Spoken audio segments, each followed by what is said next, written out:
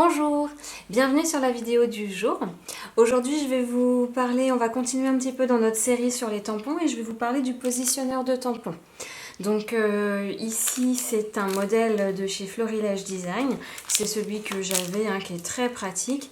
Il est constitué en fait d'une équerre en plastique et d'une plaque plastique qui est assez un petit peu épaisse et qui peut vous permettre, elle est graduée d'un côté, de l'autre côté elle est percée, ce qui peut vous permettre de faire un effet fausse couture ou préparer des trous si vous percez avec un poinçon pour faire une couture droite.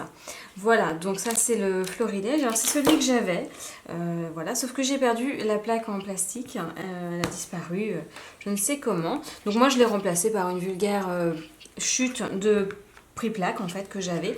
Le tout en fait est que cette plaque se colle bien à l'équerre. Ça va être le principe en fait du positionneur de tampon.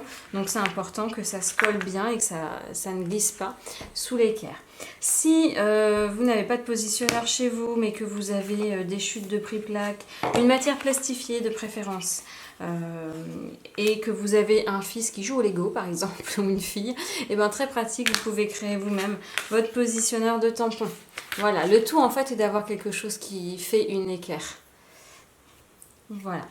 Donc comment ça fonctionne? Et bien écoutez, par exemple, on va partir sur ces deux tampons là. Je voudrais en fait écrire selfie dans ce cadre étiquette. Alors, je vais en priorité, évidemment, créer la petite étiquette. Alors, toujours au-dessus de mon tapis de souris pour bien tamponner. Et puis, j'applique mon tampon étiquette. Voilà pour mon tampon étiquette. Et alors, pour mettre celui-là dans l'autre, c'est vraiment pas évident. Surtout, alors peut-être, il y en a en plus qui ne sont pas forcément collés très droit. Donc, le principe, en fait, ici, ce sera d'utiliser le positionneur de cette façon-là. Je vais vous enlever le tapis de souris pour que vous voyez mieux. Je vais positionner. Je vais ancrer mon tampon assez grossièrement, c'est pas la peine de faire très bien. Et je vais l'appliquer en le coinçant dans l'équerre sur mon plastique. Et je sais maintenant, de cette façon-là, qu'il s'applique exactement à cet endroit-là.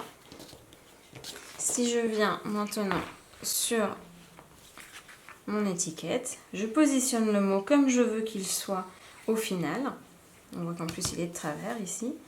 Et puis je viens positionner mon équerre. Maintenant, si je remets de l'encre sur mon tampon et que je viens l'appliquer sur mon équerre, il sera positionné exactement où je voulais qu'il soit.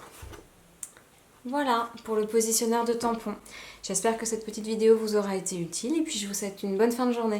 Au revoir!